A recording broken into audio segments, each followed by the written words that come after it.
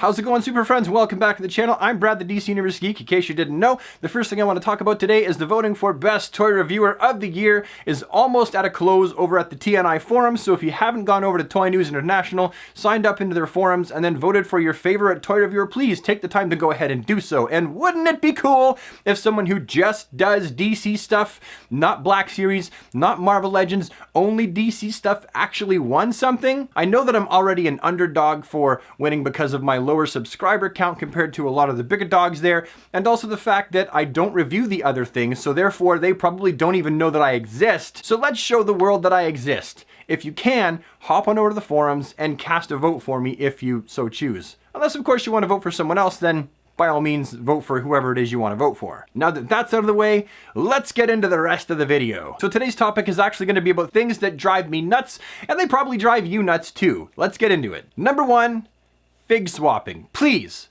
for the love of God and all things holy, people that do this, stop going into your Walmarts and your Targets, or maybe you live in Canada and we still have Toys R Us. Stop going into those places and buying a figure, taking it home, out of the package, stealing the Build-A-Figure part, everything out of it, and then putting in a substandard old figure, or worse, a figure that's not even related to the one that you just stole out of the package essentially, and then returning it, and then they put it back on the shelf because they either don't notice or don't give a damn. Please, stop Figg swapping. You ruin it for everybody. And technically, even though you kind of paid for it, it's still technically stealing. You might say, well, I don't feel bad. The figures cost so much money and I just, it's still stealing. You paid for a figure and then you went and returned the package to get your money back. So therefore you still have your money and you have the figure. You stole it. At the very least, it's incredibly dishonest. And yeah, it pisses the rest of us off. Stop it. Number two,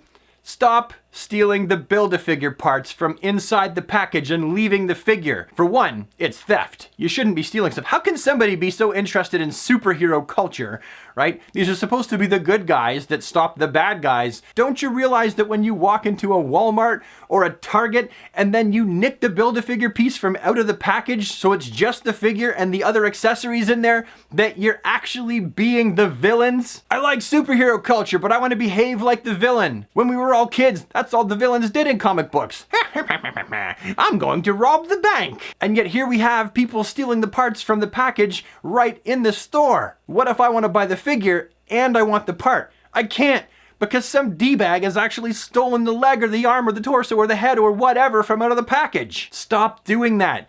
It's douchey behavior, and it's also theft. Number three, stop going down the toy aisles of Walmart and Target or wherever and seeing a set of figures that you really like, and instead of buying one, maybe two, depending on how many are hanging on the pegs, you just buy all of them. Mine. Like, all of them. Some figures are army builders, like the Parademons that were supposed to be Toys R Us exclusives, and then when Toys R Us in the States went down the crapper, a bunch of them showed up at Five Below. People were like, look what I found, and they were buying like 3 and 4 Parademons. I could kind of make an exception for that sort of thing, but still, all the people who never had a chance to get their hands on the Parademons would show up on the hunt and they'd all be gone because one guy bought them all. I can kind of sort of give that sort of thing a pass. It's when someone goes into the Walmart or the Target and there's a new line of figures that's out or a new restock, and instead of buying just one of them, because maybe there's 3 cases on the pegs, they will buy all of the figures that they actually want, all of the multiples, and clean them right out, and then they have nothing until the next shipment, which could be weeks away. All the other fans who live in your area who are on the hunt, who want the figures just as bad as you, can't have them because you bought them all. And the worst part is, people like that end up going on Instagram and going, look what I found on the hunt. And it's like, great, you bought all 3 in the local Walmart and now no one else can have them. And then everyone goes, ooh, where'd you get that one from? Don't even bother asking because there's none left because the person bought them all. And then for my fourth and final thing that you should not ever do, please, we have to stop this. Scalpers. Please, for the love of God and all things holy, stop going into the toy department and buying all the really hot, cool items before they've even had a chance to be found by someone who actually wants them, buying them all, taking them to your car, and taking pictures of them on your dashboard, or worse, you take a picture of them down in the shopping cart, and then you say, look what I found, and you sell this $10 or $14 figure for 50 bucks. Oh, sorry, $49.99. I see this all the time on eBay and Instagram, and it just makes the veins burst in my eyes. Sure, Technically, when you're buying the products from Walmart and then reselling them from a higher price, you're not actually breaking the law.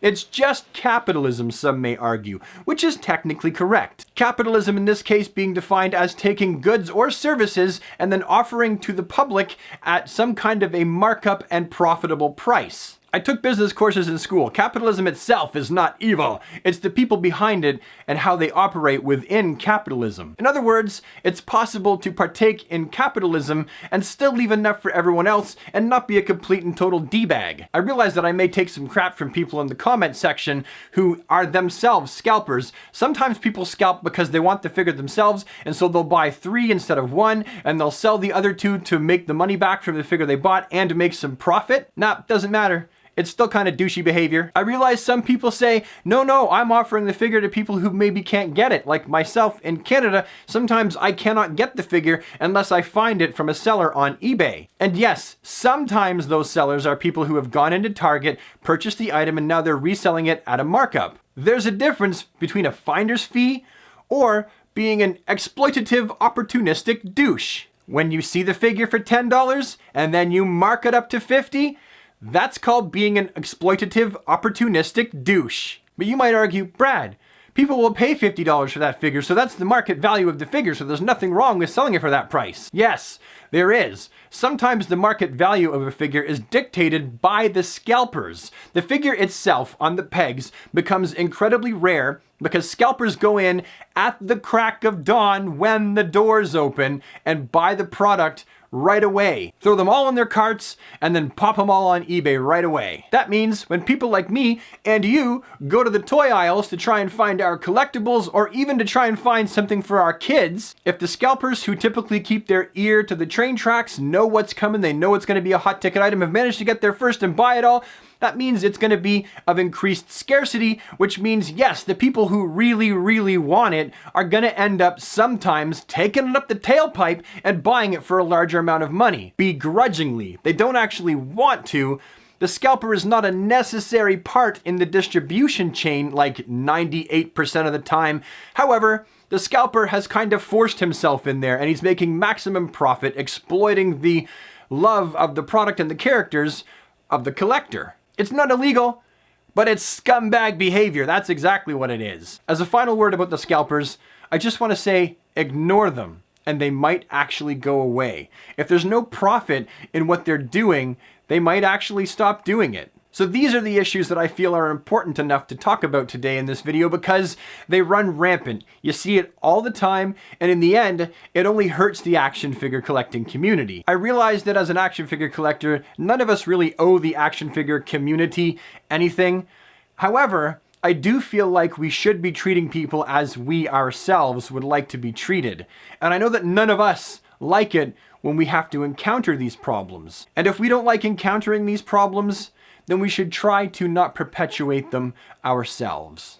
For the love of the collecting and the hobby, let's try and keep it fair and positive for as many of us as we can. But that's it. That's my video. Thank you so much for watching. If you enjoyed it, found it useful or a reasonable waste of time, please take the time to bop it with a like. You know what that big red subscribe button's for. Click it, ding the bell if you'd like to get notified, and I will see you next time with the next one. Have an awesome day, super friends. Take care.